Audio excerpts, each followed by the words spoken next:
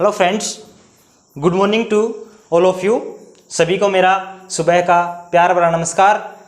और हमें आशा है कि हमारे जितने भी 10th क्लास के बच्चे हैं, हमारी जो डेली 10th मैथ्स की क्लास देखते हैं, उनका जो स्टडी है सुचारू रूप से चल रहा होगा और आपका एक व्यवस्थित ढंग से सुचारू रूप से अपना मैथ्स का क्लास चलना भी चाहिए, आपकी स्टडी चलनी भी चाहिए। क्योंकि आपने अगर अभी ये सोच रखा है कि मेरे को ये गोल अचीव करना है, यानी आपने अगर अभी सोचा है कि मेरे को 90 प्लस या 95% प्लस लेके आने हैं, तो वो सोचने से नहीं होता, आपको वो साबित करने के लिए टाइम देना पड़ेगा। एक अपना एक परफेक्ट टाइम टेबल सेट करके उसी के अकॉर्डिंग अपने आप को डाल लीजिए और आपकी जो स्टडी है सुचारू रूप से उसको करती रहिए। एक दिन वो जरूर आएगा जो आपने अभी अपना गोल सोच रखा है, वो जरूर होगा कि आपके 95 या 90 प्लस परसेंटेज आ सकते हैं, ये कोई बड़ी बात नहीं है। लेकिन उसको प्राप्त करने के लिए आपको एक व्यवस्थित ढंग से टाइम टेबल बना के स्टडी डेली करनी पड़ेगी। ये नहीं है कि आपने एक दिन भी अपना मैथ्स का क्लास ऑनलाइन उसको मिस कर दिया, सोचेंगे कि अगले दिन देख लेंगे, ऐसा नहीं होगा। अगर आपको अच्छे से स्टडी करनी है तो आपको क्या करना पड़ेगा, डेली अपनी क्लास लेनी पड़ेगी और साथ में डेली अपने बुक्स के जितने भी क्वेश्चन हैं उनको करते रहिए और इसी प्रकार से अपना परफॉर्मेंस है वो धीरे धीरे ग्रो करती रही है। हाँ, तो कल की जो अपनी क्लास हुई थी उसमें मैंने आपको ट्रिग्नोमेट्री का जो चैप्टर 8.1 है वो कंप्लीट करवा दिया था और आगे की जो अपनी कक्षा है उसमें हम अब 8.2 चैप्टर जो है वो कराएंगे। लेकिन उससे पहले मैंने आपको कल बताया था कि एक सारणी जरूर याद कर लीजिए। क्या बताया था कि एक सारणी जरूर याद करनी है। अगर आपको आज याद हो गई है तो आप कमेंट बॉक्स में बता सकते हैं कि जी हमें सारणी में सब कुछ आता है, कुछ भी आप पूछ सकते हैं। अच्छा, अगर आप किसी बच्चे को अगर सारणी नहीं समझ में आई है तो मैं आपको एक बार छोटा सा एक ट्रिक के माध्यम से बता सकता हूं कि आप इस सारणी को इस प्रकार याद कर सकते हैं। तो देखिएगा, मैं आपको एक छोटा सा ट्रिक बताता हूं कि कैसे याद करेंगे। तो सबसे पहले अपने पास में ट्रिग्नोमेट्री रेशियो होते हैं। क्या होते हैं? रेशियो। कौन से रेशियो हैं? Sine theta, cos theta, tan theta. और तीन इसके विपरीत चलते हैं, यानी कोसेक थीटा, सेक थीटा और टेन थीटा का उल्टा कोट थीटा। ये अपने क्या है? 6 त्रिकोणमितीय अनुपात हैं, 6 त्रिकोणमितीय रेशियो हैं। अब इनके कुछ मान होते हैं, जैसे अपन इधर एंगल लेते हैं, साथ में क्या आता है? एंगल। एंगल जैसे मैंने लिया 0 डिग्री का एंगल लेते हैं, 30 डिग्री का एंगल है, 45 डिग्री एंगल है, 60 डिग्री का एंगल है और 90 डिग्री का एंगल है। और ये जो त्रिकोणमितीय अनुपात है इनका मान इसके अंदर लिखेंगे। ये मान होता है त्रिकोणमितीय अनुपात। तो आपको पता होना चाहिए कि 0 डिग्री का मान क्या है, 60 का क्या है, 90 का क्या है। लेकिन मैं आपको एक ट्रिक के माध्यम से बताऊंगा कि किस प्रकार से ये मान आपको याद करने हैं। देखिए, सबसे पहले साइन 0, एक जो ऊपर की जो लाइन है उसको आपको याद करना ही पड़ेगा। साइन 0 का वैल्यू कितना होता है? 0।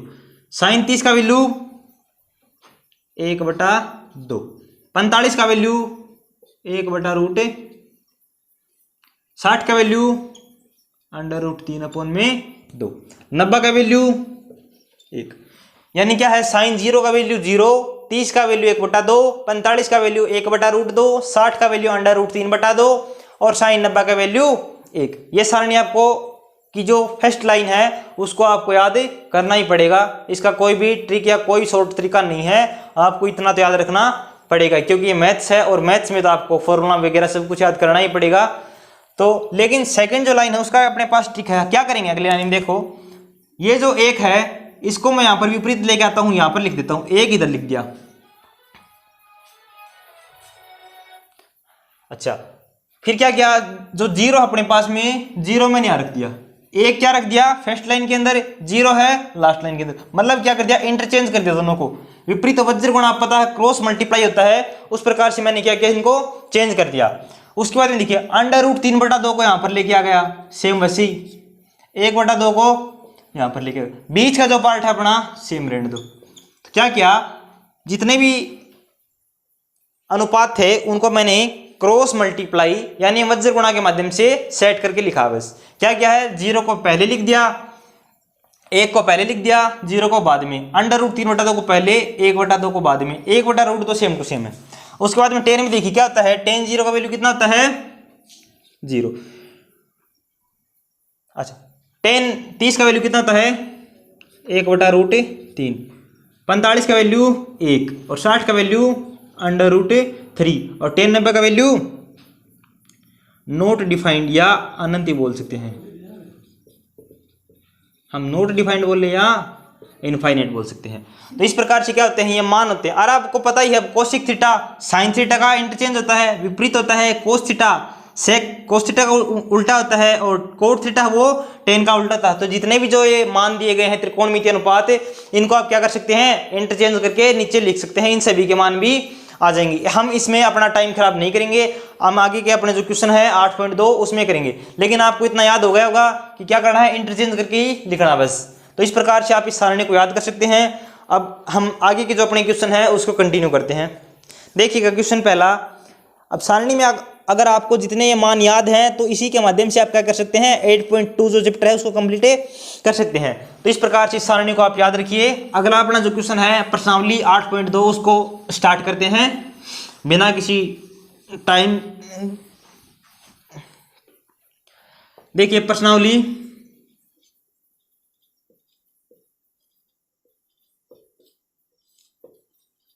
8.2 अपना चैप्टर चल रहा है। इसमें फर्स्ट क्वेश्चन में हम थे। पहला जो क्वेश्चन है अपना वो देखिए क्या है, साइन 60 कोस 30। ओनली वैल्यू पुट करना है, क्या है साइन 60 कोस 30 प्लस साइन 30 कोस 60 प्लस है साइन 30 कोस 60। ये अपना क्वेश्चन है। अब इसके अंदर अपने क्या करना है, सीधा मान पुट करना है 30 60 का और क्या करना है वैल्यू फाइंड करनी। तो देखिएगा कैसे करेंगे। साइन 60 का वैल्यू कितना होता है, कितना होता है अंडर√3/2। कोस 30 का वैल्यू कितना होता है 1/2 प्लस साइन 30 का वैल्यू कितना होता है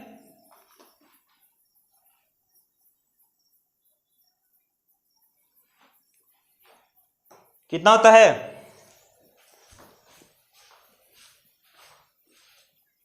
हाँ देखिए साइन 60 का वैल्यू कितना होता है अंडर√3/2। कोस 30 का वैल्यू कितना होता है अंडर√3/2। इसी प्रकार से साइन 30 का वैल्यू क्या होता है, अपना जो फर्स्ट लाइन उसमें याद कीजिए क्या था 1/2 1/√2 अंडर√3/2। तो साइन 30 का वैल्यू कितना है 1/2 और साइन 30 है वो कोस 60 का होता है। साइन 30 का और कोस 60 का मान हमेशा क्या होता है समान होता है, क्योंकि इंटरचेंज करते हैं तो नीचे कोस में आता है 60। तो क्या होगा इसका मान भी कितना होता है 1/2 होता है। तो देखिए आगे जब इनको हम मल्टीप्लाई करते हैं तो क्या होता है अंडर√3 को जब अंडर√3 से मल्टीप्लाई करेंगे तो क्या आएगा 3, 2 को 2 से करेंगे तो 4, आगे 1 को जब 1 से मल्टीप्लाई किया तो 1 और 2 को 2 से मल्टीप्लाई किया तो 4। अब 4 का और 4 का नीचे क्या लेते हैं हमें एलसीएम, एलसीएम लेते हैं तो 4 ही आता है। तो इधर कितना आ जाएगा 3 + 1, ऊपर कितना आ गया 4, नीचे भी कितना 4 और इसका मान कितना आ गया 1।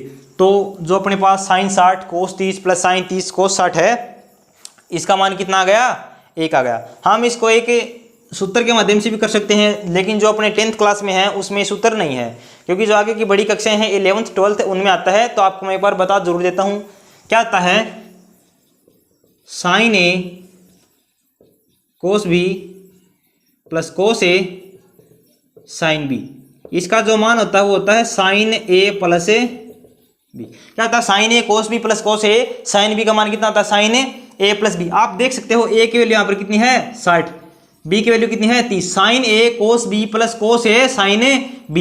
तो A का वैल्यू कितना है 60 है प्लस B का वैल्यू कितना है 30 है। अच्छा आगे कितना है साइन, ये कितना हो गया टोटल साइन 60 30 90 और साइन 90 का वैल्यू कितना होता है आपको पता सारणी के माध्यम से 1। तो इस प्रकार से भी हम 1 फाइंड कर सकते हैं और ये भी क्या अपना मान 1 ही है। तो ये जो सूत्र है ये आप नोट जरूर कर लिए अपनी कॉपी में, क्योंकि आपको काम में आ सकता है कभी भी। लेकिन ये अपना 11th या 12th कक्षा में आगे ट्रिग्नोमेट्री की जितनी भी प्रश्नावली आएंगी उसके अंदर आगे आएगा। तो अपना क्वेश्चन नंबर 1 कंप्लीट हो गया। अब क्वेश्चन नंबर 2 देखिए क्या है। हाँ क्वेश्चन नंबर देखिए 2 अगला, सेकंड है 2 tan square 45 plus cos square 30 minus sine square 60। 2 tan square, question number 2 देखिए क्या है, 2 tan square 45 degree plus cos square 30 minus sine square 60, minus sine square 60। ये अपना क्वेश्चन दिया गया है। इस क्वेश्चन में देखिए क्या करेंगे, tan 45 का मान पता होना चाहिए, cos 30 का मान पता होना चाहिए और sin 60 का मान पता होना चाहिए। अगर अपने को तीनों मान पता है तो आप क्वेश्चन को आसानी से हल कर सकते हैं। देखिए मैंने 2 का 2 रखा, tan 45 का वैल्यू कितना होता है आपको पता होना चाहिए, हमेशा tan 45 का वैल्यू कितना होता है 1, तो मैंने 1 रख दिया, इसका क्या है स्क्वायर है, प्लस cos 30 का वैल्यू कितना होता है √3/2 का होल स्क्वायर ऊपर दिया है, माइनस sin 60 का वैल्यू कितना होता है √3/2 का होल स्क्वायर। अब आपको पता है 2 को जब 1 से मल्टीप्लाई करेंगे तो कितना आ जाएगा इधर 2 प्लस √3 का होल स्क्वायर कितना 3, 2 का स्क्वायर 4 माइनस 3 का होल √3 का होल स्क्वायर 3 और नीचे 2 का होल स्क्वायर 4, तो 3/4 से क्या हो जाएगा 3/4 कैंसिल हो जाएगा और अपना जो वैल्यू हो कितना आ जाएगा 2। तो इस क्वेश्चन का आंसर कितना हो जाएगा 2। छोटे छोटे क्वेश्चन हैं, आपको जल्दी जल्दी करवा देंगे क्वेश्चन। अगला क्वेश्चन देखिए क्या है, क्वेश्चन नंबर 3 में पहुंच गए हैं।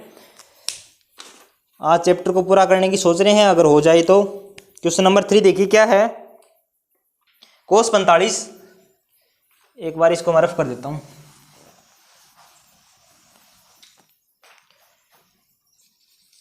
देखिए क्वेश्चन नंबर 3 क्या है, cos 45 अपॉन में sec 30 degree plus cos sec 30,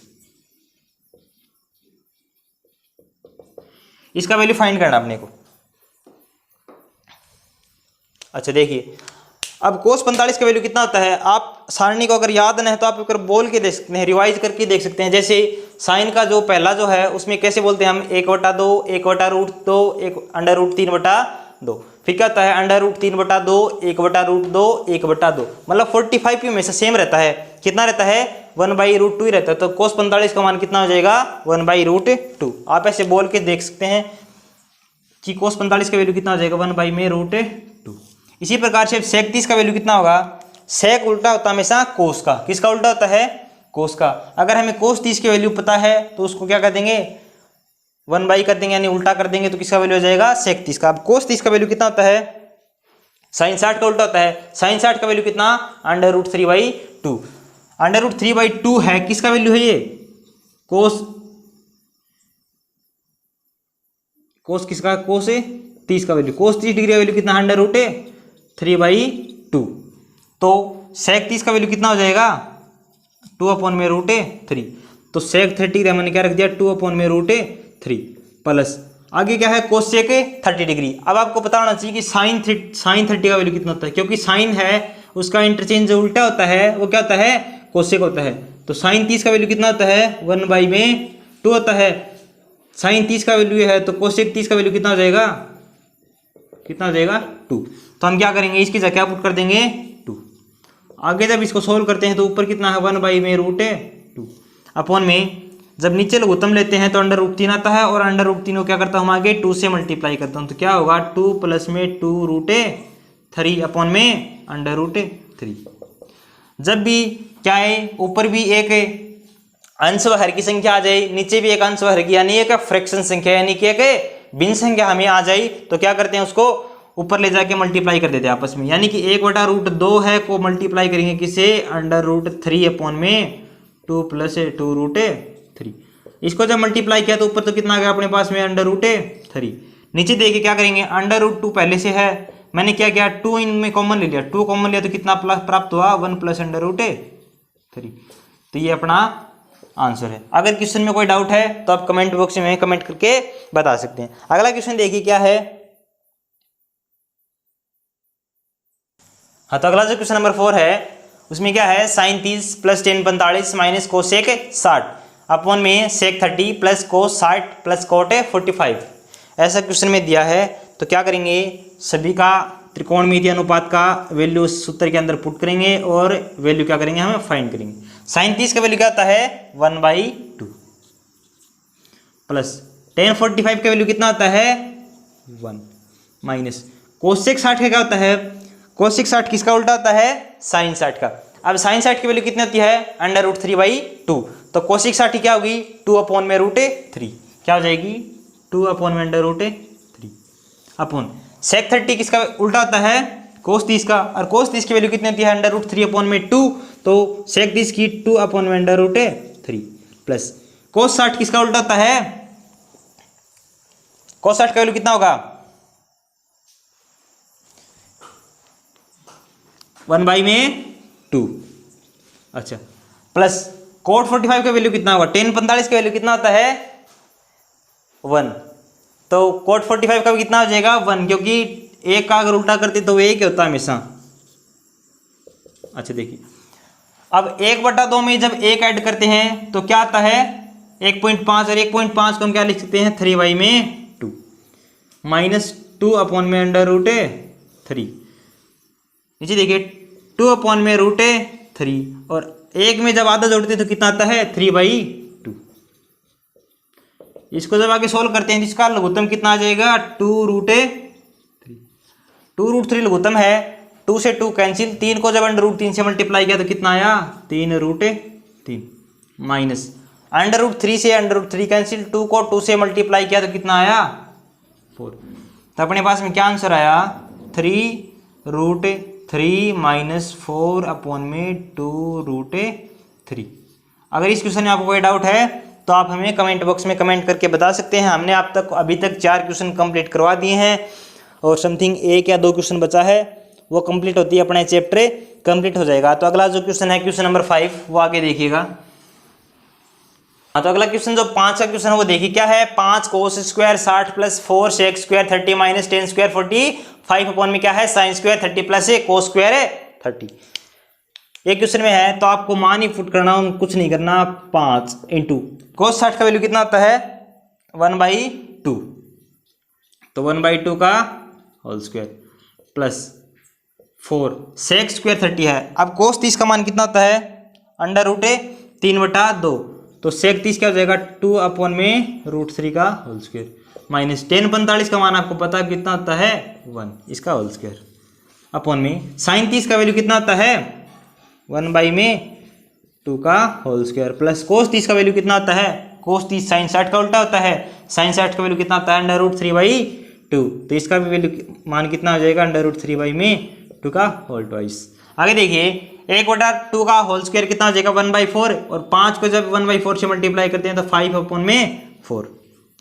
2 का होल स्क्वायर कितना आता है 4, √3 का होल स्क्वायर 3, 4 इधर है 4 ये है, तो 4 कितना आ जाएंगे 16 अपॉन में कितना आ जाएगा 3 माइनस 1 अपॉन देखिए 1/2 का होल स्क्वायर कितना हो जाएगा 1/4 प्लस √3 का होल स्क्वायर कितना 3, 2 का होल स्क्वायर कितना 4। अब नीचे आपको पता है कि 1/4 में जब 3/4 जोड़ेंगे या ऐड करेंगे तो कितना होगा हमेशा 1, तो नीचे का जो वैल्यू हो कितना आ जाएगा 1 आ जाएगा। ऊपर का हम फाइंड करेंगे कैसे, 4 और 3 है, इसका एलसीएम लेंगे क्या लोवेस्ट कॉमन फैक्टर, तो लोवेस्ट कॉमन फैक्टर कितना होगा 12 होता है, कितना हो जाएगा 12 में अगर 4 का भाग दिया तो आया 3, और 3 को 5 से मल्टीप्लाई किया तो कितना 15 प्लस का प्लस। अब जब मैंने 12 में 3 का भाग दिया तो कितना आया 4, और 4 को जब 16 से मल्टीप्लाई किया तो 64 माइनस का माइनस। 12 में जब 1 का भाग दिया तो 12, और 12 से 1 को 12 को जब 1 से मल्टीप्लाई किया तो कितना आ गया 12। अच्छा अब देखिए आगे जब 64 में 15 जोड़ेंगे तो कितना होगा, ऐसे कर लीजिए आप 15 में से सबसे पहले 12 ही माइनस कर दीजिए, 15 में से अगर 12 गए तो कितना बचा 3 बच गए ना।